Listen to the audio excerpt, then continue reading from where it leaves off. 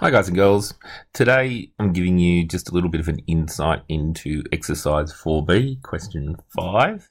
This is just to take you through the procedures with this sort of stuff and show you a little bit of why index laws work really well with fractional indices and negative indices. So by the end of this, hopefully you'll be more comfortable and trusting the index laws with fractional indices and negative indices. So let's get started. Okay, for question C, you've got x to the minus 3/4 times x to the 9/8. Okay, and your job is to simplify this, to make this into x into the something. Okay, and in order to do that, my first step is going to be to make these fractions have the same denominator. Okay, fractional indices still need to follow the same rules as regular fractions, that they need the same denominator. Okay, they also have the additional rule that they need to have the same base. The x and x, the base of the indice, needs to be the same.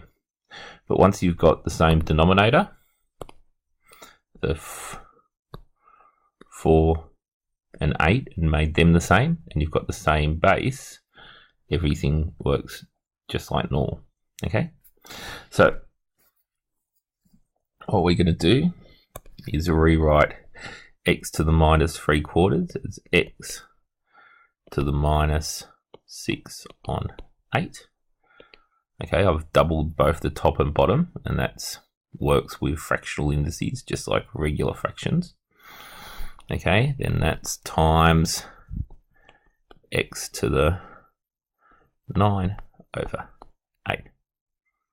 Okay, now I add these because my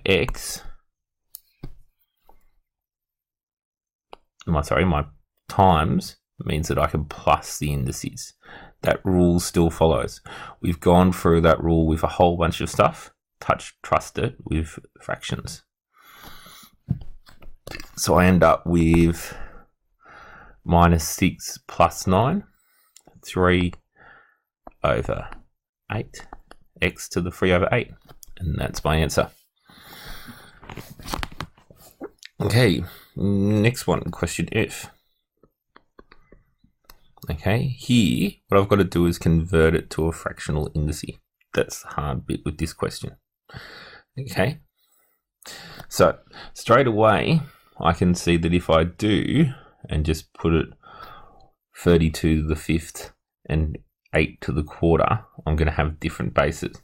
So to make these two bases inside the fraction the same. Okay, so what I do is I go 32, it's the same as 2. You can see that both of these are powers of 2. 2 to the 5. Okay, over 5, which is just going to be 2 to the 1, times, from the question, times 2 to the 3, because 8 is 2 to the 3, over 4. Okay, just to show you where the numbers are coming from, the 4 is from the root of the question, and that's the base of the fraction. Okay, the 2 4 highlights come from the same place, and in the one step I've gone from 8 to 2 to the power of 3. And you'll find that if you times 8 by itself 3 times, 8 by 8 is 4, by 8 is, 2 by 2 is 4, by 2 is 8, you'll end up with 4/3. Okay, I'm going to skip the next two because they don't really bring anything new to this stuff. And we'll go to question L.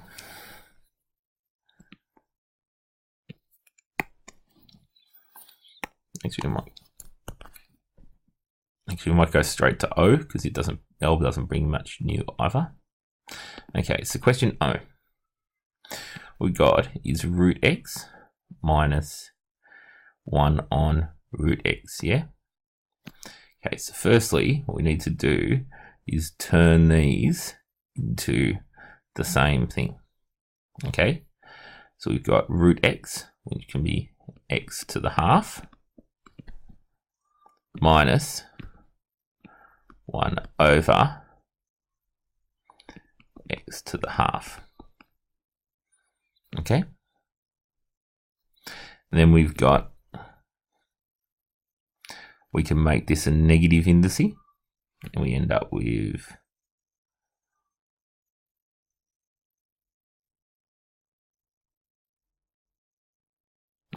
oh, no, that's the wrong step. I was going down the wrong path.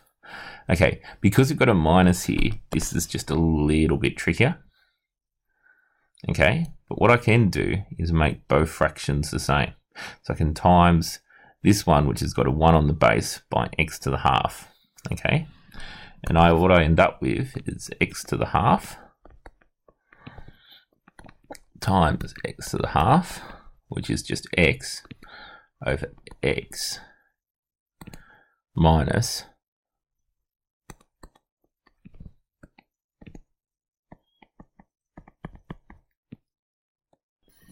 cool. So this may not look simpler, but what we have now is something that we can simplify and get the same base. So we can have x minus 1 over x to the half. Okay, and that's about as simple as it's going to get. Finally, okay, we have p plus 3. So question R, p plus 3 to the negative 2/5. Okay, now this may look very confusing, but what we need to realize is that the same thing is in both brackets. So this is p plus 3 to the 1 times p plus 3 to the minus 2/3. Okay, this first one is just p plus 3 to the 1.